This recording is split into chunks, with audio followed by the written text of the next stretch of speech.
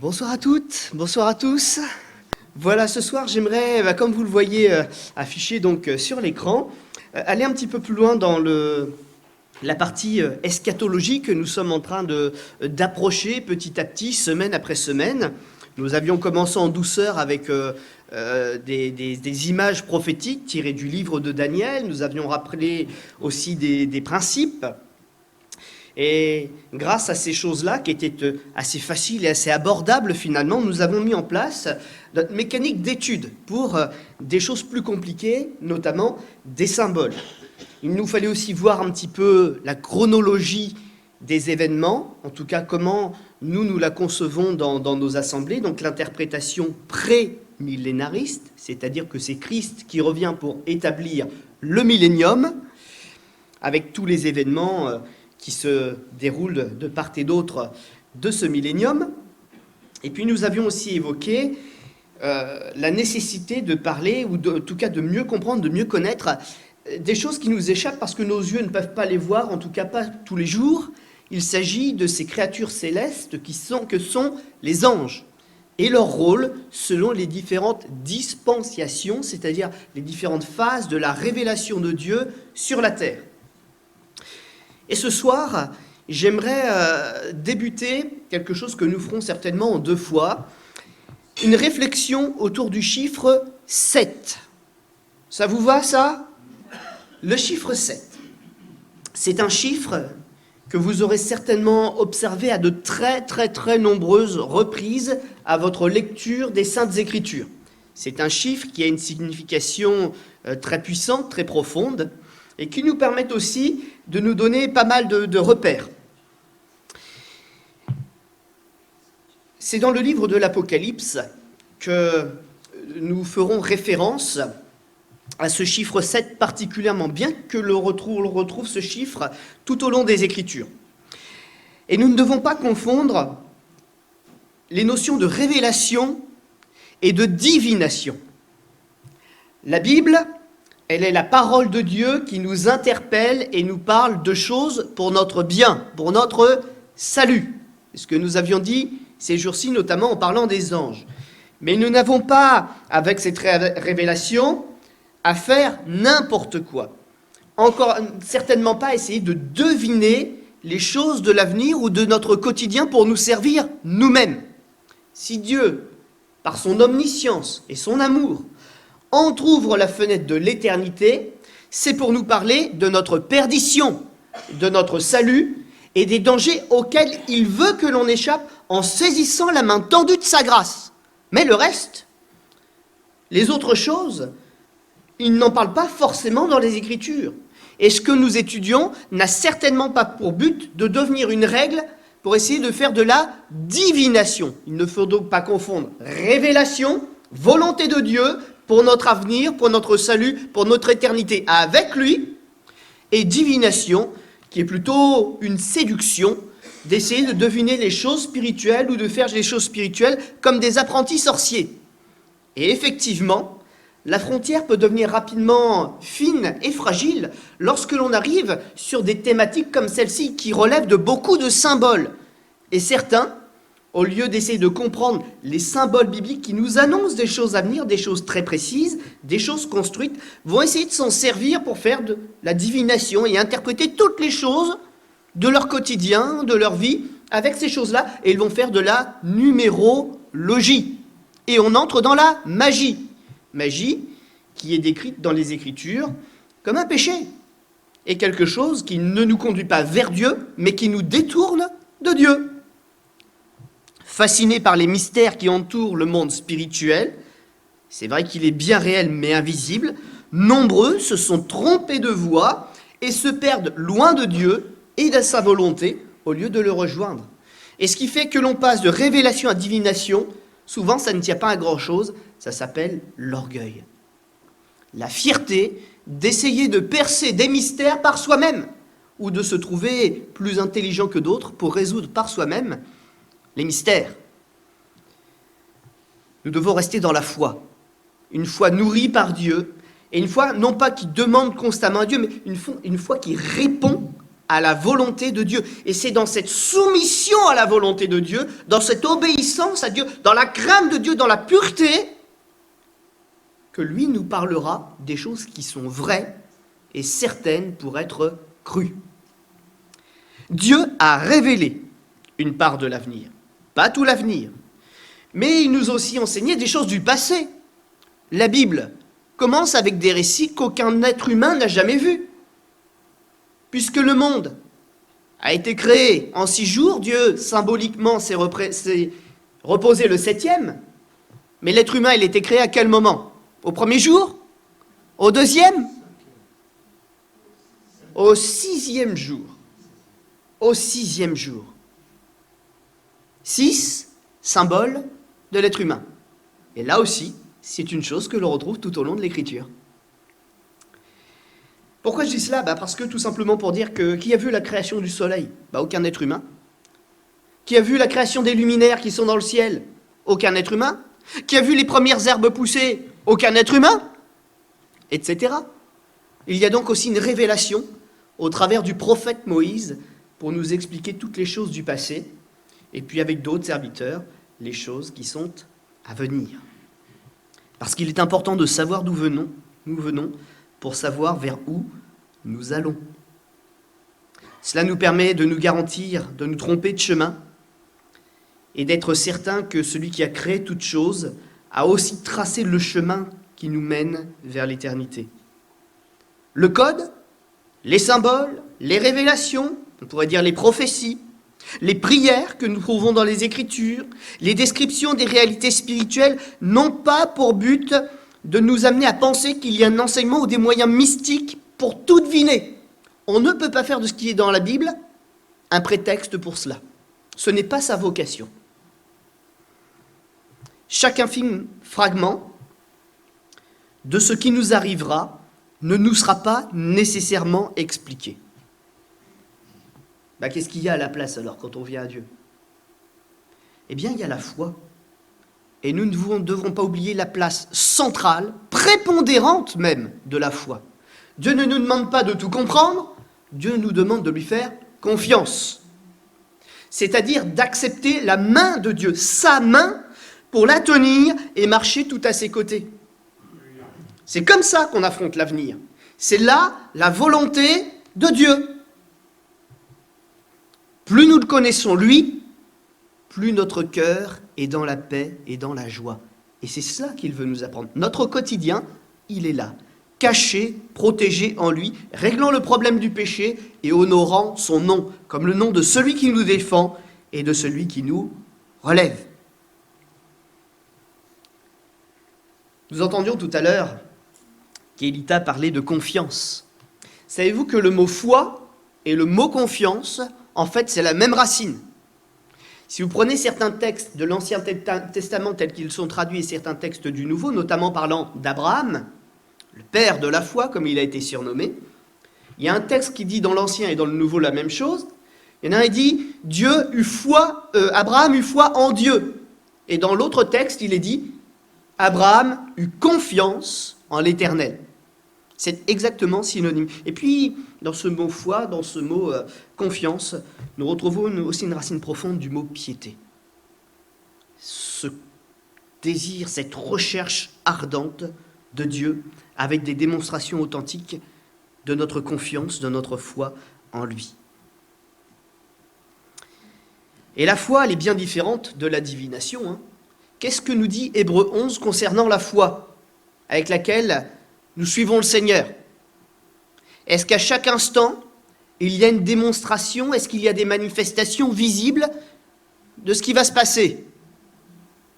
Elle nous dit de nous attacher par le cœur aux promesses qui ont été faites par Dieu, bien qu'on ne puisse pas voir ces choses-là, mais on s'y attache par la foi, afin de suivre le Seigneur dans un chemin qu'il a tracé pour nous.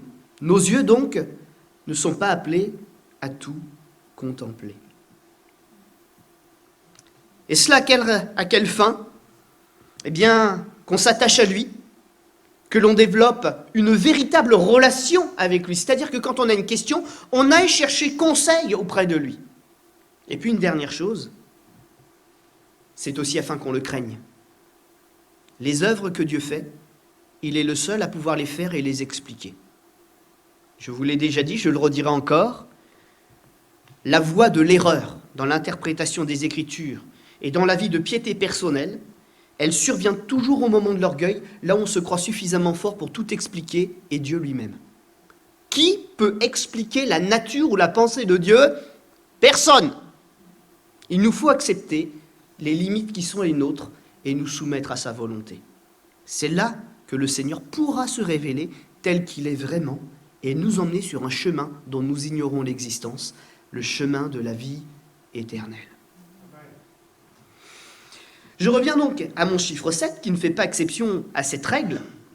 La réalité de chiffres, et même de redondance, de construction numérique dans l'écriture est authentique. Certains auront parlé du code de la Bible. Et cette réalité que nous retrouvons au fur et à mesure des pages et des textes, et encore plus dans la langue originale, dans les textes originaux, prouve qu'effectivement, même les choses spirituelles, c'est pas parce qu'elles sont spirituelles qu'elles ne sont pas construites. Ce qui est spirituel est construit. Ce qui est spirituel est organisé. Ce qui est spirituel répond à des règles strictes. Mais cela échappe à nos sens, parce que nous avons des sens qui nous permettent de vivre sur cette terre, mais pas encore dans les lieux célestes. Nous comprendrons ces choses-là quand le Seigneur nous aura élevés à sa rencontre, qu'il nous aura pris avec lui et qu'il nous aura changés. Pour l'instant, ces règles, nous ne pouvons que parfois les discerner, mais nous ne pouvons certainement pas les maîtriser. D'où les voies d'erreur dans lesquelles un grand nombre tombe. Et nous pouvons quand même placer des réalités sur certains de ces chiffres. Parce que, vous savez, ce que la Bible dit à un endroit, la règle reste la même tout au long des Écritures, voire les règles d'interprétation des Écritures que nous avions vues dans nos premières études. Le chiffre 3, par exemple, symbolise l'équilibre et la perfection de Dieu. Le chiffre 6, je le disais tout à l'heure, représente l'homme. L'homme, on va dire quelque part incomplet. Vous savez qu'il y a une chose que l'être humain ne possède plus, qu'il est en train de redécouvrir par le sacrifice de Jésus, mais qu'il ne possède plus. Mon esprit ne restera pas à toujours dans l'homme. L'homme est aujourd'hui une création, une créature inachevée. Il manque quelque chose. Il n'a pas atteint le chiffre 7. Il en est encore qu'au 6. Et le chiffre 7, c'est quoi du coup? Il nous parle de la plénitude, de la perfection de Dieu. Souvent, on parlera de l'omniscience de Dieu comme les 7 esprits de Dieu, par exemple. Et ce symbole, nous le retrouvons là. 7 est le chiffre de la complétude, de la plénitude. Et bien souvent, on le retrouve associé aux attributs parfaits de Dieu, l'omniscience, l'omniprésence, la toute-puissance. Par exemple, l'agneau, que nous connaissons si bien, la personne de Jésus-Christ, le sacrifice, nous le retrouvons dans l'Apocalypse. Mais il a une particularité, c'est que dans le ciel, il est couronné de 7 cornes qui symbolisent sa royauté et sa puissance. Le petit agneau, il a bien grandi. Il ne revient pas cette fois pour être en sacrifice. Quand il reviendra, ce sera pour défendre sa place et chasser l'ennemi. Les cornes de sa puissance. Et une grande part des symboles bibliques sont basés sur ce 7. Quand Pierre pose cette question par rapport au pardon, que lui répond Jésus concernant le nombre de fois pardonné? 70 fois, 7 fois. Et c'est là où je dis qu'il faut faire attention à bien comprendre les choses. Est-ce que c'est 490 fois et 491, ça y est, on a le droit de dire non? Non.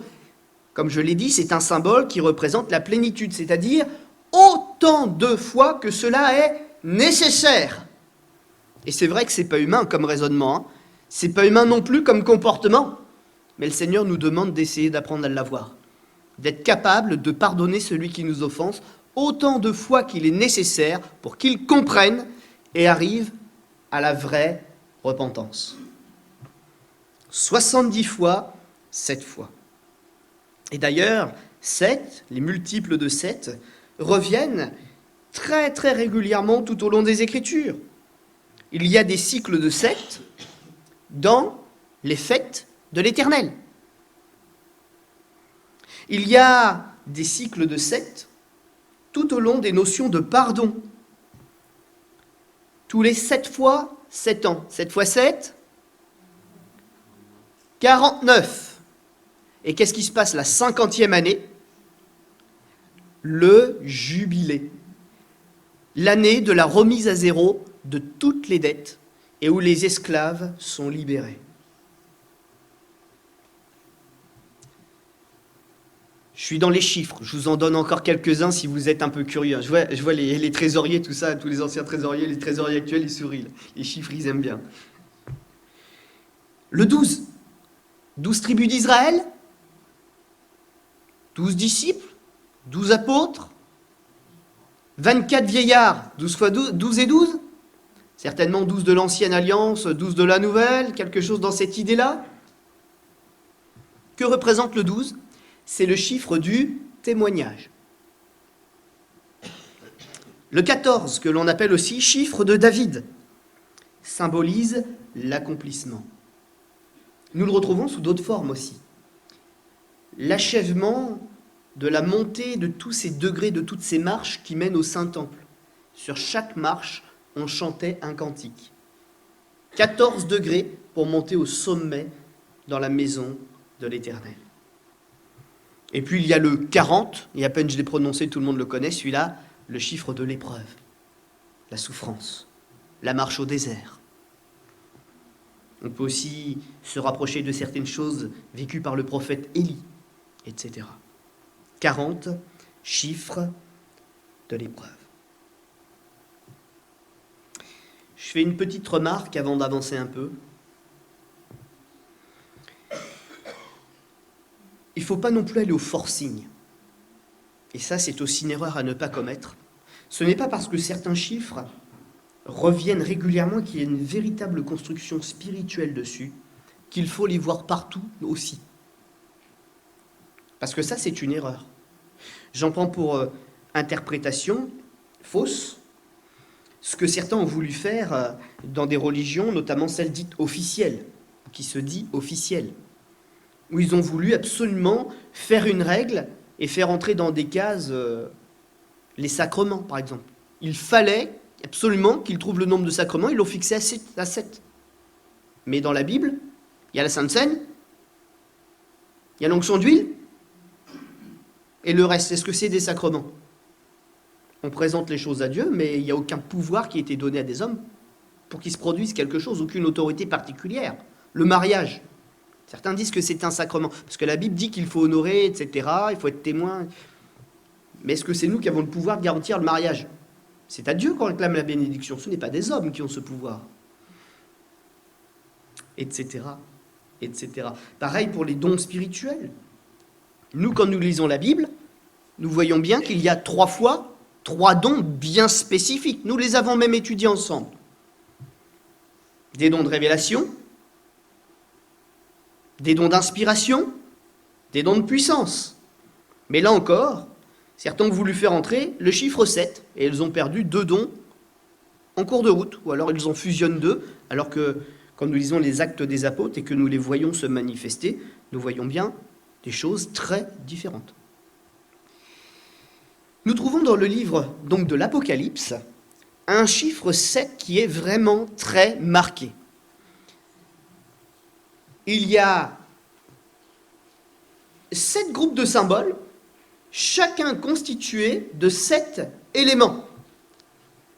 D'ailleurs, l'Apocalypse commence très rapidement par la description des temps à venir, notamment de la vie et de la direction prise par des églises, par leurs qualités, par leurs défauts, parce que le Seigneur voit au milieu d'elles 7 églises.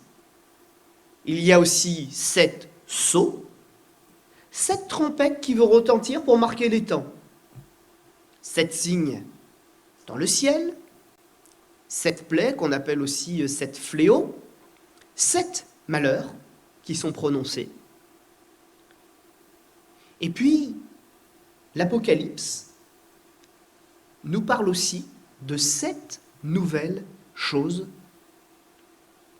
que le Seigneur va produire, qui nous étonneront, mais qui seront notre héritage, lavés, libérés de la corruption du péché. Les 7 églises, vous les connaissez, en tout cas, on va simplement les citer: Éphèse, Smyrne, Pergame, Thyatire, Sardes, Philadelphie et Laodicée. Nous marquerons plus particulièrement les 2 dernières, puisque c'est elles qui nous concernent principalement aujourd'hui. Philadelphie, une église fidèle à laquelle une petite porte, a été conservée pour l'évangélisation, faible moyen, mais qui a vraiment envie d'en découdre et d'aller au bout de sa mission. Et puis Laodicée, qui semble être tout l'inverse. Pourtant, les deux cohabitent sur la terre. Il y a forcément une charnière pour passer de l'une à l'autre, hein. Ça ne se fait pas en une journée comme ça, même si ça peut se faire très rapidement. Et Laodicée, c'est la dernière représentation d'une église existante sur la terre que le Seigneur approuve. Malgré tous ses défauts, nous le rappelons assez souvent, puisque c'est le temps dans lequel nous sommes désormais, une église, on va dire, répandue sur toute la terre, qui travaille quand même à cette mission que toute personne dans sa langue ait pu entendre l'évangile. Elle y travaille. Ça n'était pas terminé avant Laodicée. C'est Laodicée qui va achever ce dernier signe qui permettra aussi au Seigneur de revenir sur la terre. Laodicée qui est riche, qui a des grands moyens, une grande médiatisation, mais qui, concernant la foi et la sanctification, elle n'est pas à la hauteur. Elle parle bien, mais elle est pauvre, aveugle et nue. Le conseil du Seigneur, c'est d'acheter de lui un véritable médicament pour laver ses yeux, pour purifier ses yeux, afin qu'il le reconnaisse. Et nous savons que Laodicée, le Seigneur se présente à elle sous un titre très particulier, le véritable et le fidèle. C'est dire que finalement on parle de Jésus dans cette église, mais on ne le connaît pas si bien. Et puis, avec ces 7 églises, il y a des promesses de Jésus. Il ne nous est pas révélé comme un agneau, lorsqu'il y a la description de ces églises. Il nous y est présenté dans sa gloire, dans sa sacrificature également, dans sa puissance. Et il y a cette promesse que le Seigneur marche de manière invisible mais bien réelle au milieu de son Église. Il connaît chacune des générations que l'Église a affrontées, chacune de ses difficultés. Il ne s'est jamais détourné d'elle. Il la connaît exactement, profondément, intimement. Il lui parle, il la sonde, il lui montre ses défauts, il l'encourage pour ses qualités et lui montre aussi ce dont elle a besoin pour être victorieuse. Notre Dieu est au ciel, mais il vient quand même sur la terre. Il se manifeste et il agit toujours au milieu d'elle. Ces 7 églises sont de véritables églises du Moyen-Orient. Elles ont vraiment existé. Et lorsque nous lisons le livre de l'Apocalypse, et je rappelle simplement rapidement les petits symboles que nous connaissons pour aller au point suivant, mais je les rappelle quand même, c'est que même si elles représentent des églises du Moyen-Orient qui étaient bien connues, les lettres écrites par l'apôtre Jean symbolisent aussi des périodes de l'histoire de l'Église et son développement. Et ces églises ont couru dans l'ordre. L'état d'esprit de ces églises ont représenté des états d'esprit de la grande Église, E majuscule, qui a traversé toutes les générations. Le Seigneur n'a jamais été pris au dépourvu, ni par l'homme quand il est tombé dans le péché, ni même après avec l'Église, quand l'Église a vu le Seigneur retourner au ciel, et que nous, on a poursuivi l'œuvre sur la terre. Il n'a jamais été dépassé. C'est tant que nous découvrons, lui, il les connaissait d'avance, et il nous dit comment être victorieux. J'aimerais faire une rapide parenthèse. Que nous le voulions, que nous y croyions ou pas, que nous pensions être de Philadelphie ou espérer ne pas tout être de Laodicée, aujourd'hui, Laodicée est répandue sur la terre. Ne disons pas C'est l'autre qui a besoin d'un collier pour ses yeux. Disons, je prends du collier pour moi et j'en prends pour mes frères et pour mes sœurs. Soyons prudents. Celui qui croit être debout risque de rapidement chuter.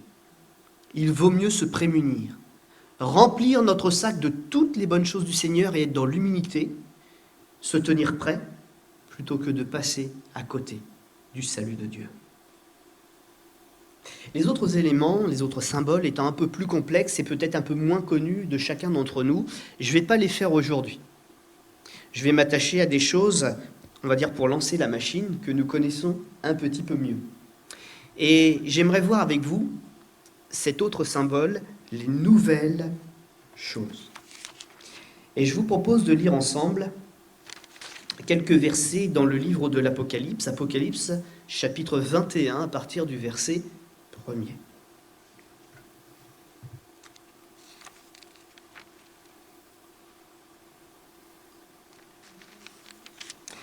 Apocalypse chapitre 21 à partir du verset 1er.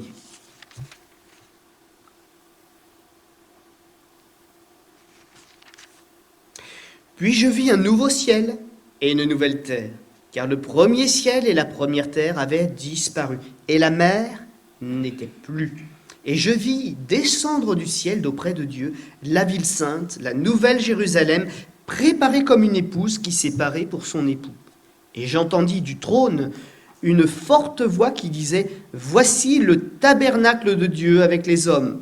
Il habitera avec eux, et ils seront son peuple. Et Dieu lui-même sera avec eux. Il essuiera toute larme de leurs yeux, et la mort ne sera plus, car il n'y aura plus ni deuil, ni cri, ni douleur, car les premières choses ont disparu. Et celui qui était assis sur le trône dit, « Voici, je fais toutes choses nouvelles. » Et il dit, « Écris, car ces paroles sont certaines et véritables. » Et il me dit, « C'est fait, je suis l'alpha et l'oméga, le commencement et la fin. À celui qui a soif, je donnerai de la source de l'eau de la vie gratuitement. Celui qui vaincra héritera ces choses. Je serai son Dieu et il sera mon fils. Mais pour les lâches, les incrédules, les abominables, les meurtriers, les impudiques, les enchanteurs, les idolâtres et tous les menteurs, leur part sera dans l'étang ardent de feu et de soufre, qui est la seconde mort. Puis, un des 7 anges qui tenait les 7 coupes, rempli des 7 derniers fléaux, vint. Et il m'adressa la parole en disant, « Viens, je te montrerai l'épouse, la femme de l'agneau. » Et il me transporta en esprit sur une grande et haute montagne. Il me montra la ville sainte, Jérusalem, qui descendait du ciel d'auprès de Dieu, ayant la gloire de Dieu. Son éclat était semblable à celui d'une pierre précieuse, d'une pierre de jaspe, transparente comme du cristal. Elle avait un aspect éclatant, et il y a toute la description qui se trouve derrière. Je ne vis point de temple dans la ville, car le Seigneur, verset 22, le Seigneur Dieu Tout-Puissant est son temple, ainsi que l'agneau. La ville n'a besoin ni du soleil, ni de la lune pour l'éclairer, car la gloire de Dieu l'éclaire. Et l'agneau est son flambeau. Les nations marcheront à sa lumière, et les rois de la terre y apporteront leur gloire. Ses portes ne se fermeront point le jour, car là, il n'y aura point de nuit. On y apportera la gloire et l'honneur des nations. Il n'entrera chez elle rien de souillé, ni personne qui se livre à l'abomination et au mensonge. Il n'entrera que ceux qui sont écrits dans le livre de vie de l'agneau. Amen. Et cette description pourrait se continuer, nous pourrions continuer la lecture également dans le chapitre 22. Mais tout cela pour dire qu'il y a là 7 clés que nous pouvons expliciter un petit peu ce soir. Déjà, la première chose étonnante que le Seigneur va mettre en place, c'est de recréer tout l'écosystème de vie de l'être humain, mais pas tel qu'il est là, l'être humain glorifié. Il va recréer quelque chose de tout neuf, compatible avec l'être humain glorifié. De nouveaux cieux et une nouvelle terre. Et vous aurez lu un détail avec moi la mer n'était plus. Il n'y aura plus ce réservoir de vie qu'est la mer. Dans la nouvelle création de Dieu, nous serons introduits, il n'y aura plus cela. Alors certains ont dit, ça veut dire que c'est pas la peine de prier pour notre poisson rouge, il ne ressuscitera pas dans le ciel. Effectivement, même si ça peut nous attrister, moi le premier, il ne semble pas que les animaux que nous avons connus seront à nos côtés dans le ciel. La Bible les décrit comme des vies éphémères, n'étant pas douées de la notion de culte ni d'adoration, même si certains textes poétiques de l'Écriture disent qu'ils louent le Seigneur, mais ça ne semble pas être la nature dans laquelle ils ont été créés. Il y aura bien des créatures célestes, la Bible nous parle d'un certain nombre de choses, mais pas les petits êtres que nous avons pu avoir en affection, qui nous ont accompagnés sur cette terre. Nouveaux cieux, nouvelle terre, nouvel équilibre également. Le Seigneur, autour de lui, va s'amasser aussi quelque chose de tout neuf, une nouvelle humanité. Est-ce que vous connaissez ce texte qui parle de ce que la terre actuelle est en train de souffrir?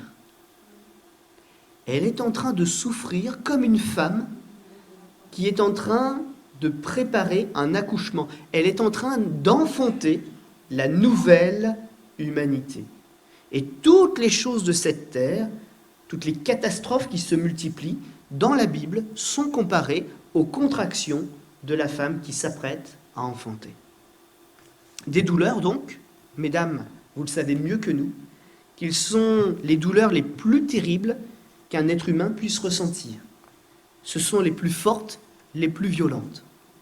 Mais elles ont une particularité. C'est que quand l'être vivant est là, celui qui est véritablement à notre image, qui porte tout notre héritage est venu au monde, la douleur, on l'oublie. Et c'est une joie immense qui cède la place. Voilà ce qui est en train de se passer aujourd'hui. Nous souffrons, mais parce que nous sommes appelés à être engendrés à une vie nouvelle. Acceptons le combat qui nous est proposé. C'est un combat pour la vie. C'est un bon combat. Et la douleur, elle a aussi du sens aujourd'hui. Un peuple nouveau, un peuple qui sera issu de l'action de Christ, de l'œuvre de Christ, et qui sera bientôt scellé pour Christ et pour la vie éternelle. Un peuple, et là il y a un miracle, quelque chose qu'on ne peut pas comprendre, c'est un plan de Dieu qui nous dépasse encore, qui exercera la royauté aux côtés du roi des rois. Le texte que nous avons lu nous parle encore de ceux qui auront cru, qui seront sauvés par grâce, au bénéfice de la grâce, donc.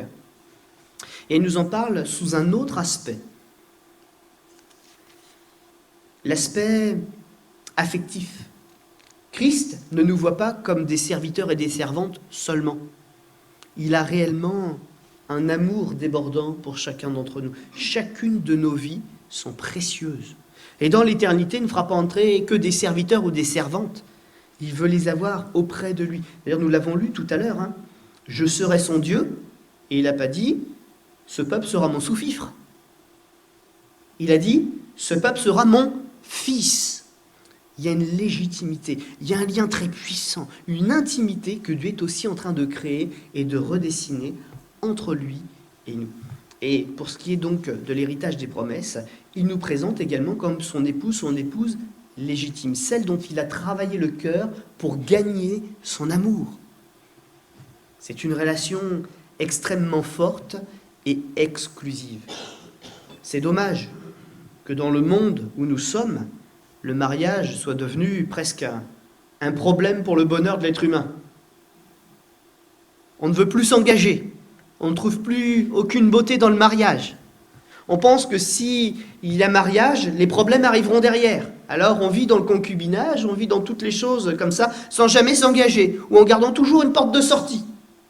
Je dis souvent aux jeunes, mais aussi à ceux qui sont un peu moins jeunes, qui se marient,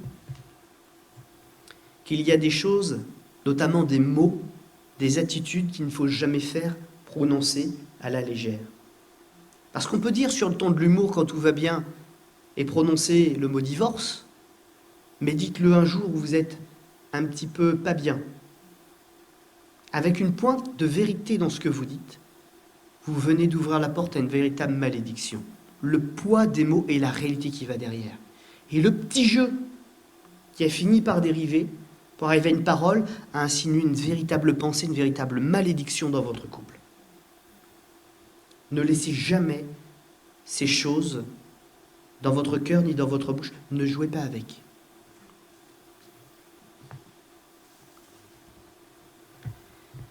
Un autre élément, tout nouveau, c'est la Jérusalem céleste. Une demeure qui sera offerte en cadeau par Dieu le Père à ces deux jeunes tourtereaux qui viennent de se marier, son fils et l'épouse. C'est un cadeau assez traditionnel au milieu des rois du Moyen-Orient. C'est le Père qui offre la demeure des époux qui sont légitimes. Un très beau cadeau qui symbolise aussi l'alliance éternelle dont nous ne sortirons plus.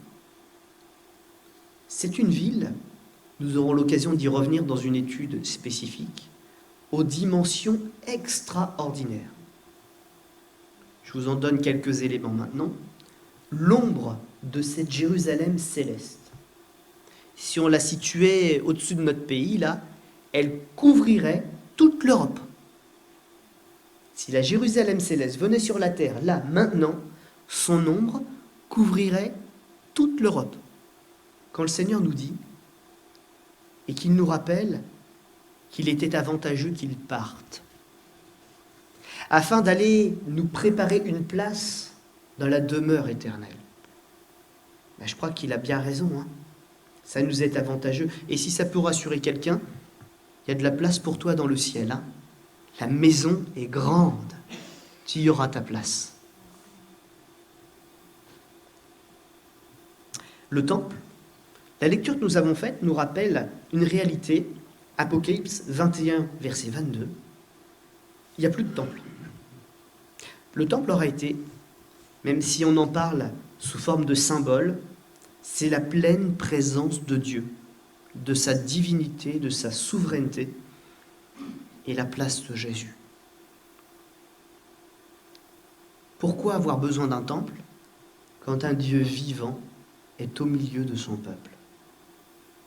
Le Seigneur l'a dit, hein, il n'habite pas un temple ou un bâtiment, en tout cas pas un bâtiment fait de la main des hommes. Qu'est-ce qui pourrait contenir l'infini de Dieu? Rien du tout. Ce qu'il faut, c'est qu'il soit là en personne. Et c'est ce qui se passera. À tel point qu'un autre élément disparaîtra de notre nouvel écosystème. Il y a des choses qui sont actuellement autour de nous, qui nous racontent la gloire de Dieu, la gloire du ressuscité. Mais ce sont là aussi, même si ce sont des choses physiques, ce ne sont que des symboles. Quels sont-ils? De vieux symboles que nous connaissons bien, qui nous réconfortent, qui nous orientent et qui nous éclairent. Le soleil et les étoiles. Le soleil est une étoile, mais tout ce qui est au-dessus de nos têtes. Il n'y aura plus besoin de ces luminaires, de ces lumières finalement quelque part artificielles, qui reflètent la lumière de quelque chose d'autre. Nous n'aurons plus besoin de reflets, parce que nous aurons l'agneau en personne. Et c'est sa gloire qui éclairera la terre et nos vies. Plus besoin de soleil. Et puis il y a un dernier élément. L'écosystème sera complet, puisqu'il y aura également ce qui nous a été volé, qui sera restauré. Peut-être même d'autres lieux extraordinaires que nous découvrirons. Pour le coup, je ne suis pas sûr de mon interprétation. Je ne sais pas si ce texte qui nous parle de l'endroit où coule le fleuve de Dieu avec des arbres de la connaissance, pas de la connaissance du bien et du mal, mais du fruit de la vie, je ne sais pas si c'est le même jardin d'Éden. Je ne pense pas. Mais ce sont des visions qui nous sont données par quelqu'un du Moyen-Orient, Jean, qui bien souvent ces symboles reposent sur ce qui se passait à l'époque. Et à l'époque, ce sont des jardins comme on en connaissait à Babylone, vous voyez, les fameux jardins suspendus. Et dans la Bible, quand on lit attentivement, on voit que le diable lui-même est né dans un Éden, mais un Éden des anges, pas dans l'Éden des hommes. Donc, il se pourrait bien, quand nous faisons notre interprétation biblique, que nous devions parfois lire quelques livres d'histoire, regarder quelques photos, étudier un peu l'archéologie, pour comprendre que ces textes ne nous parlent pas dans notre culture, mais viennent dans une autre culture, et qu'il y a certainement un palais, la présence de Dieu, et un certain nombre de royaumes, sinon de jardins tout autour. Nous avons donc là, c'est pour ça que j'ai mis le terme jardin, pour ne pas poser confusion. Ce n'est certainement pas le premier Éden dont il est fait question, bien que, au temps voulu, cet Éden sera certainement réouvert et réaccessible par ceux qui auront vaincu le péché.